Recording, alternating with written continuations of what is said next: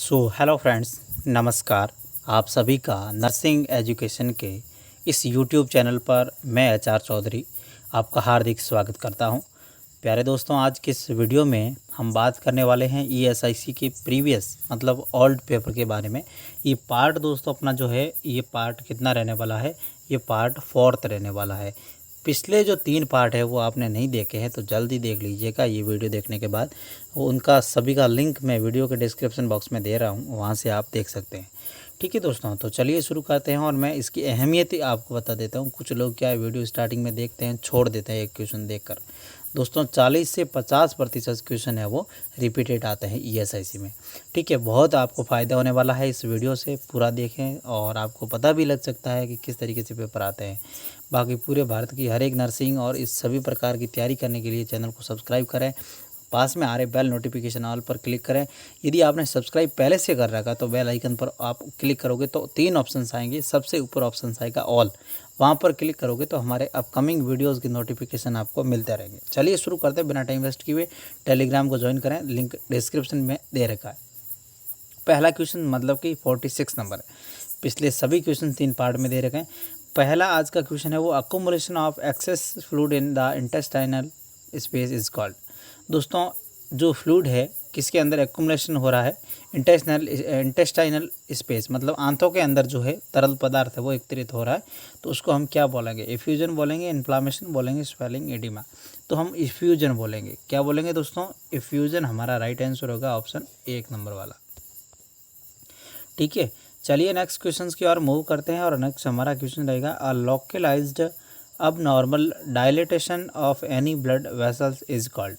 हाँ, बहुत important question है दोस्तों। लोकलाइज होना चाहिए, अब नॉर्मल डायलेशन होना चाहिए। ठीक है, उस किसका, ब्लड वेसल्स का। तो इसको हम क्या बोलेंगे, यहाँ पर थ्रोम्बोसिस बोलेंगे, एम्बोलिज्म बोलेंगे, या एन्यूरिज्म बोलेंगे, या एथेरोस्क्लेरोसिस बोलेंगे।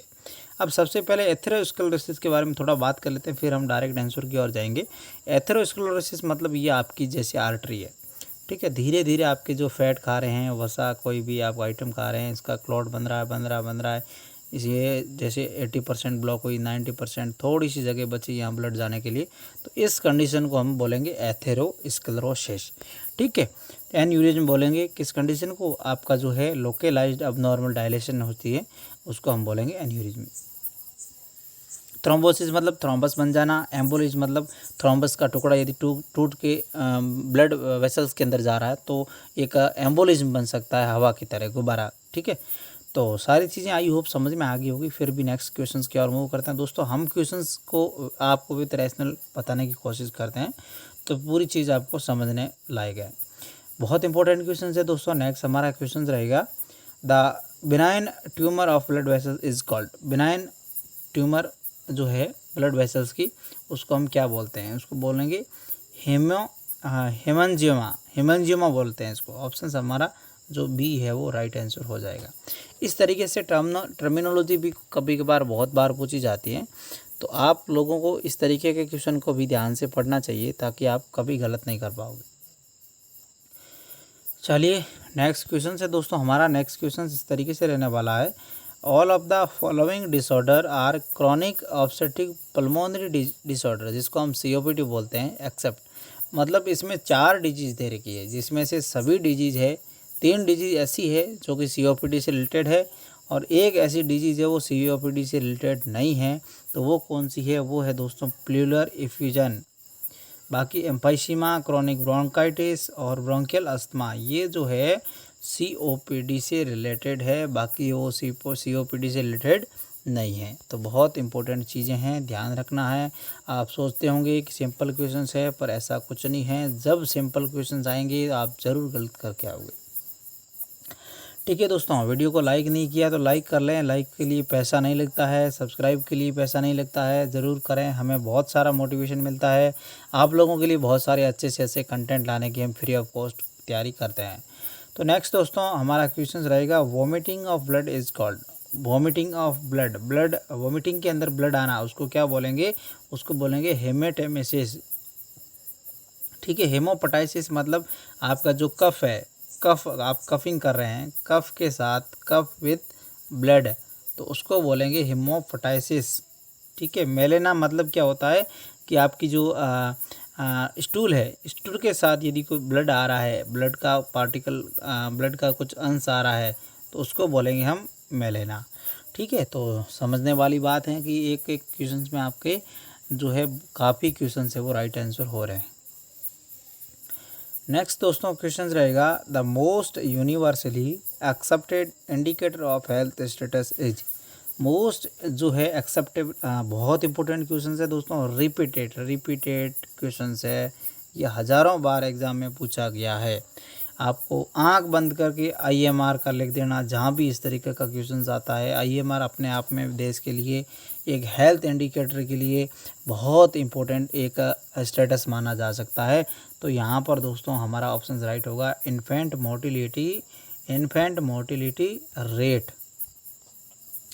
नेक्स्ट क्वेश्चंस की बात करें दोस्तों, नेक्स्ट हमारा क्वेश्चन रहेगा, the ability of an organism to induce clinically apparent illness is called. तो दोस्तों एक जीव होता है, हिंदी में बात करें तो चिकित्सक की स्पष्ट बीमारी को प्रेरित करने की क्षमता को हम क्या बोलेंगे, मतलब आप एबिलिटी होनी चाहिए ऑर्गेनिज्म के अंदर, इंड्यूस मतलब को कुछ किसके लिए कि वो अब क्लिनिकली रूप से वो इलनेस है वो पैदा कर सकता है, उसको हम क्या बोलेंगे, तो उसको पैथोजेनिसिटी बोलेंगे। मतलब वो पैथोजन के रूप में आता है और बॉडी के अंदर जो है इलनेस क्रिएट करता है, ठीक है दोस्तों। समझने वाली बातें हैं, बहुत इंपॉर्टेंट चीज़ें हैं, हम बताते हैं आपको। नेक्स्ट क्वेश्चन रहेगा, life style modification is an example for. बहुत इंपॉर्टेंट, आपको पता होना चाहिए। प्राइमोडियल प्रिवेंशन होता है, प्राइमरी होता है, सेकेंडरी होता है, टर्सरी होता है। ये 4 प्रकार के जो है प्रिवेंशन के टाइप हैं। तो हमें बात करनी है लाइफ स्टाइल मॉडिफिकेशन की। तो सबसे पहले प्राइमोडियल, हाँ बता दें सबसे पहले, ये आगे तब मैं बता देता हूँ। प्राइमोडियल मतलब आपकी डिजीज़ के यहाँ पर जो रिस्क फैक्टर है वो एब्सेंट है, मतलब आप रिस्क आने ही नहीं दे रहे हो, रिस्क आ ही नहीं रही है, तो वो प्राइमोडियल में जाएगा। यदि रिस्क प्रेजेंट है तो उसको हम प्राइमरी बोलेंगे। जैसे रिस्क है तो वो रिस्क से हम प्रिवेंट होते हैं तो उसको बोलेंगे प्राइमरी प्रिवेंशन। सेकेंडरी प्रिवेंशन मतलब डिजीज़ हो चुकी है, अर्ली ट्रीटमेंट करना। टर्सरी मतलब उसका रिहेबिलिटेशन के अंदर आती है। ये सारी चीज़ें हैं दोस्तों, बहुत इंपॉर्टेंट है और एग्ज़ाम में बहुत बार पूछी जाती है। नेक्स्ट क्वेश्चंस की ओर मूव करते हैं। नेक्स्ट क्वेश्चन रहेगा, hospital acquired infection is called. Hospital acquired infection को हम क्या बोलते हैं दोस्तों, बहुत इंपॉर्टेंट क्वेश्चन है, हज़ारों बार ये पूछा गया है आपको। हॉस्पिटल जो एक्वायर्ड इन्फेक्शन होता है उसको हम बोलते हैं नोजोकोमियल इन्फेक्शन। जूनोसिस मतलब ये जो है पशुओं से रिलेटेड है। इसके अलावा दोस्तों आइट्रोजेनिक मतलब ये आर्टिकल से रिलेटेड है, जैसे डॉक्टर्स वगैरह काम करते हैं सर्जरी के अंदर तो कोई इन्फेक्शन हो सकता है तो उसको हम इंस्ट्रूमेंटल होता है उसको आइट्रोजेनिक बोलते हैं, ठीक है। तो ये इस तरीके का आप क्वेश्चन है दोस्तों, ध्यान से आपको पढ़ना होगा। नेक्स्ट हमारा क्वेश्चन रहेगा, the ability of a test to identify correctly those who do not have the disease is called. दोस्तों एक एबिलिटी होती है टेस्ट के अंदर जो कि करेक्ट क्या करती है, do not disease called, disease पैदा नहीं करती है, सही ढंग से पहचान उसकी नहीं हो पाती, उसको क्या बोलेंगे, हाँ सेंसिटिविटी बोलेंगे। नेक्स्ट क्वेश्चन रहेगा, all of the following facts about chickenpox are true except. मतलब सभी फैक्ट्स है वो चिकन पॉक्स के रिगार्डिंग सही है सिवाय एक को छोड़कर। तो सबसे पहले इनक्यूबेशन पीरियड 15 दिन का होता है, राइट। रासेज या सुपरफिशियल होते हैं, बिल्कुल सही बात है। रासेज मोस्टली इन फ्लेक्सर सरफेस, बिल्कुल। सेंट्रीफ्यूगल डिस्ट्रीब्यूशन ऑफ रासेज यहाँ पर दोस्तों चिकन पॉक्स के अंदर नहीं होते हैं। तो यहाँ पर ऑल अबाउट फैक्ट सही बोला है सिवाय एक को छोड़कर। तो यहाँ पर जो है ऑप्शन हमारा थर्ड वाला राइट आंसर हो जाता है।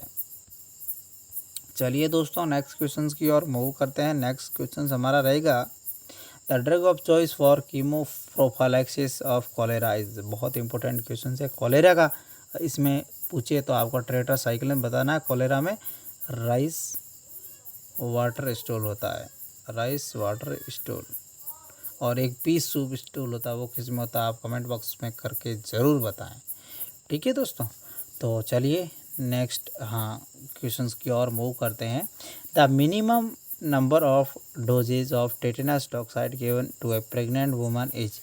मिनिमम कितनी देते हैं दोस्तों, 2 डोज देते हैं। प्रत्येक डोज के बीच में 4 वीक मतलब कि 1 मंथ का जो है 1 मंथ का गैप होना चाहिए। बाकी यदि प्रेगनेंसी 2 लगा दिए एक बार एक प्रेगनेंसी में, नेक्स्ट प्रेगनेंसी यदि 3 साल के अंदर अंदर होती है तो फर्स्ट एंड सेकंड डोज ना लगाकर उसके लिए क्या लगाते हैं, उसके लिए दोस्तों लगाते हैं बूस्टर डोज। ठीक है।